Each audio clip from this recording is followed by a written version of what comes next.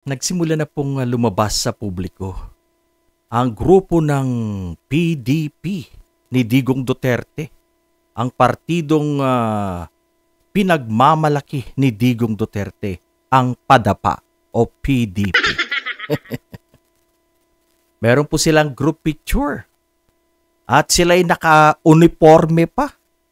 Akala mo naman kung makikilahok sa basketball. Parang isang basketball team tong PADAPA o PDP ni Digong Duterte. Mga kababayan, yan iniindurso po nila si Philip Salvador, si Bato de la Rosa at si Bongo. Ito po yung mga aso ni Duterte. At nagsimula na po silang mangampanya. May mga patiktok-tiktok pa. Sumasayaw. At todo suporta itong si Robin Hood. Senator Robin Hood, mga kababayan. Ito po yung mga payaso sa Senado, right? At gusto po nilang makabalik sa pwesto na wala naman po silang nagawa.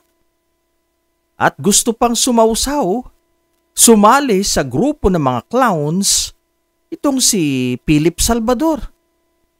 Na alam naman po natin na napaka-irresponsable. Hindi man lang siya tumulong kay Chris Aquino sa pagpapalaki sa bata. Kaya mga kababayan, lumang pautot na po yung mga yan. May kailangan sila sa taong bayan ngayon. At sila'y nagpapatulong na naman kay Tandang Duterte. Na halos hindi na makalakad pero pinipilit po nilang lumabas. Para meron pong mag-endorso sa kanila. So, suportahan ba natin ang mga taong ito sa Senado na wala namang ginagawa? Hindi naman ang interes ng taong bayan. Ang kanilang ginagawa o isinusulong o sinusuportahan sa Senado. Ang interes ni Kibuloy, yan po ang nakita natin, ang interes ng Duterte. Sila po ang protektor ng Duterte. Maliwanag yan. Kaya, my friends at kababayan, kung meron kang pagmamahal sa bayan, hindi mo iboboto ang klase ng kandidatong kagaya ni Bato de la Rosa at Bongo. Simulan natin kay Bato. Lagi po siyang tanggol sa mga Duterte. Siya po ang PNP chief ni Duterte na nagpatupad sa peking gera kontra sa droga. Siya po yung pinakauna. At napakarami po mga kababayan nating ang pinaslang, pinatay at pinangunahan po yan ni Bato de la Rosa. Kaya sa mga pamilya po ng EJK, ito na po yung pagkakataon natin para balikan itong si Bato de la Rosa. Ilaglag po natin yan. Huwag po nating iboto yung mga taong yan. Dahil sila po ang sumira sa ating bayan. Itong si Bongo. Ano ba nagawa ni Bongo? Ano din po ito eh. Ito po yung tao din to ni Digong. Dakilang alalay itong si Bongo. Ang Duterte din po ang pinagsilbihan nito, hindi ang taong bayan. Wala. Front lang po yung malasakit center na yan. Wala. Hindi po yan kalukuhan po yan yung malasakit center. Saka lang po yung na-activate kung magi-election na. Pero nung kalagitnaan po ng kanyang termino is wala. Patay po yung malasakit center na yan. Binuhay lang ngayon dahil magi-election kaya mga kababayan. Itong si Bato at Bongo, bumabalik, gusto makabalik sa Senado. Ay wag na. Wag na nating paulitin itong smart magic na mga senador. Sila po ay naupo dahil lang kay Digong Duterte, dahil sa Pangulo. Nagka-brown out. Nung bumalik ang kuryente, pasok na sila. Itong mga kandidatong ito at naging senador nga. At sa pagiging senador, wala. Puro po pagtatakip, pagpoprotekta sa Duterte ang kanilang ginawa. Sa mga hearing, mga pro-Duterte. Yan, maliwanag po yan. Kaya sa ating mga kababayan, nako, magpapabudol pa rin ba kayo uli? Magpapaloko pa ba kayo uli sa mga taong ito?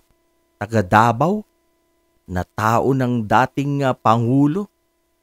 Binudol na tayo noon. Magpapabudol pa rin ba kayo hanggang ngayon? Mga kababayan, wag na. That's too much sa mga payasong ito na wala namang ginawang maganda para sa bayan. I'm hoping and praying na lumabas na dahil ako'y natatagalan na. Na pumunta na ang Interpol sa Pilipinas para iserve ang warrant of arrest. Kasama dyan si Bato de la Rosa, sila Bongo. Dahil sila po'y na-involve sa peking giyera kontra sa droga ni dating Pangulong Digong. Mga kababayan, ito pa. Nais pang sumausaw itong si artistang Philip Salvador, si Ipe. Alam niyo mga kaibigan, I remember ito pong komento na nasabi niya po sa publiko noon. Naku, mayabang din tong tao na to. Siya po'y nagmura. At napakasama po yung sinabi niya. Sana'y mamatay na you. Yun po ang sinabi niya sa mga kumokontra daw sa Duterte. Kay President Duterte. Napakasama po yung tabas ng kanyang dila. Nag-curse po siya. What would you expect sa taong ganito, klase ng taong ganito? Sa palagay niyo po ba magiging isang mabuti at magaling na senador po yung ganyan? Hindi. Huwag na po nating dagdagan ang Robin Padilla na isang payaso sa Senado. Nako, pag pinasok mo pa ba yan si Philip Salvador, magiging maaksyon po ang Senado.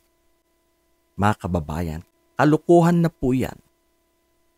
Sana po'y maging maingat tayo sa ating pagpili sa mga kandidato.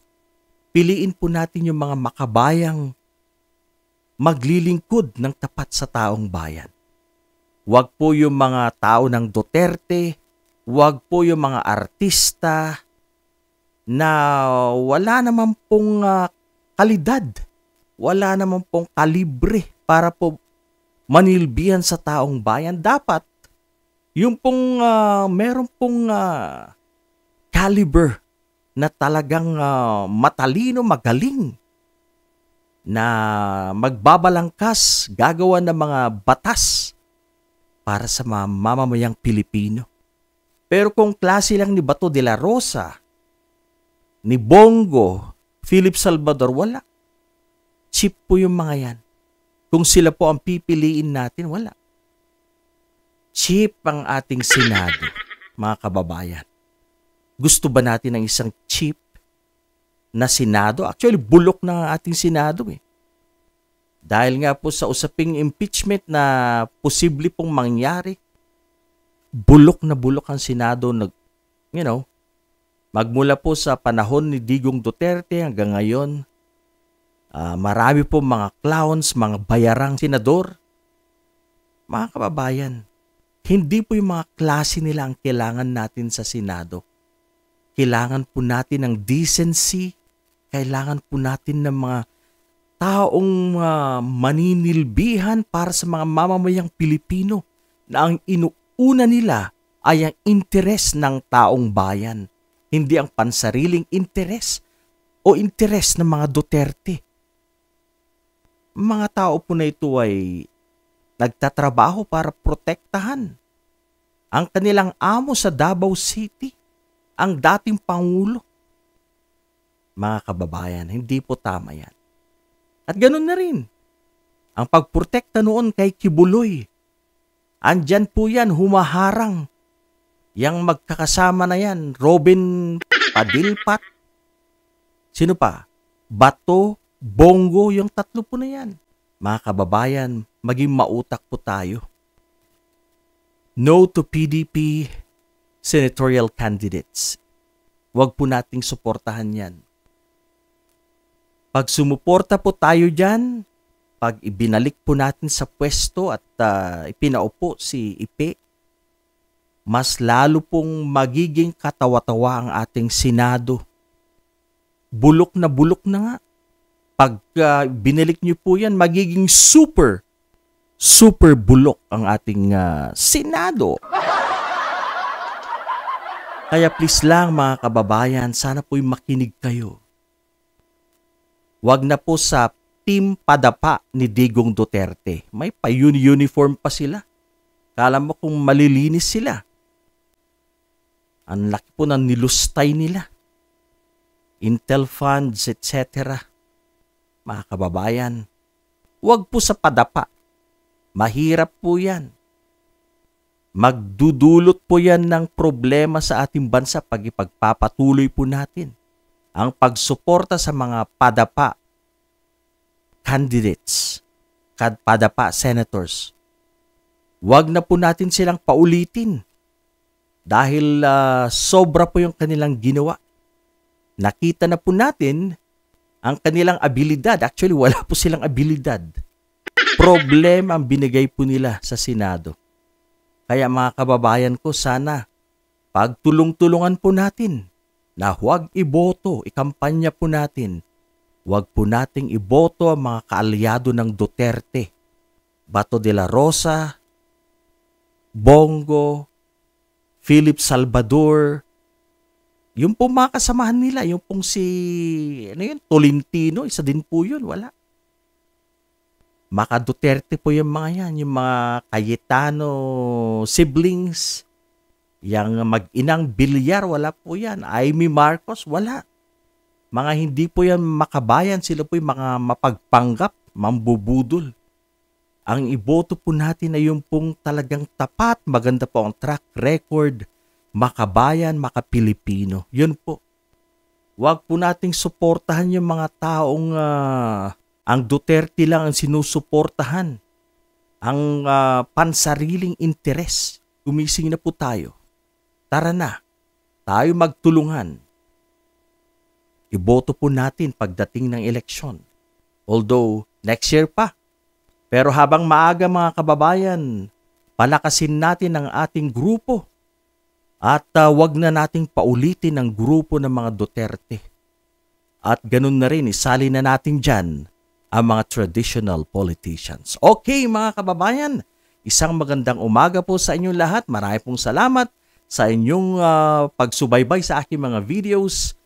Please subscribe to my channel at isang magandang umaga at hapon, gabi sa ating lahat.